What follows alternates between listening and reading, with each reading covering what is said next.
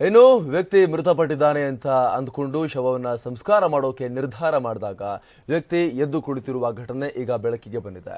ಯಾದಗಿರಿ ಜಿಲ್ಲೆಯ ಸೂರಪುರ ತಾಲೂಕಿನ ಮದಲಿಂಗನಾಳ ಗ್ರಾಮದಲ್ಲಿ ಆಗಿರುವಂತಹ ವಿಚಿತ್ರ ಇದು. ಪವಾಡ ಸದೃಶ ಘಟನೆಗೆ ಸಾಕ್ಷಿಯಾದ ವ್ಯಕ್ತಿಯ ಹೆಸರು 54 ವರ್ಷದ ನಿಂಗಪ್ಪ.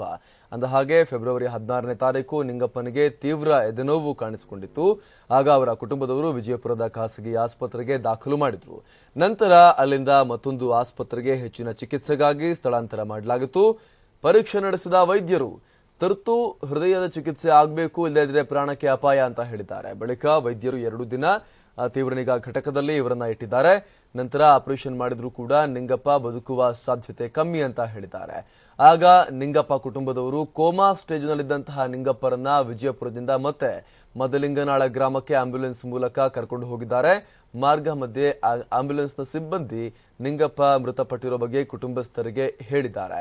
ಫೆಬ್ರವರಿ 19ರ ರಾತ್ರಿಯೇ ಮನೆಯ ಮುಂದೆ ಮಲಗಿಸಿ ರಾತ್ರಿ ಇಡೀ ಭಜನೆ ಕೂಡ ಮಾಡಿದ್ದಾರೆ. ಆದರೆ ಫೆಬ್ರವರಿ 20ರ ಬೆಳಗಿನ ಜಾವ 4 ಗಂಟೆಗೆ ಮೃತಪಟ್ಟಿದ್ದಾನೆ ಎನ್ನಲಾಗ್ತಾ ಇದ್ದಂತಹ ನಿಂಗಪ್ಪ ಸಡನ್ ಆಗಿ ಎದ್ದು ಕುಳಿತುಕೊಂಡ್ಬಿಟ್ಟಿದ್ದಾರೆ. ಈ ವೇಳೆ ಮನೆಯ ಮುಂದೆ ಕುಳಿತಿದ್ದವರ ಪೈಕಿ ಕೆಲವರು ಎದ್ನೋ ಬಿದ್ನೋ ಅಂತ ಹೇಳಿ ಓಡ್ ಹೋಗಿದ್ದಾರೆ. ದೆವ್ವ ಬಂದಿದೆ ಅಂತ ಹೇಳಿ ಭಯ ಬಿದ್ದು ಓಡ್ ಹೋಗಿದ್ದಾರೆ.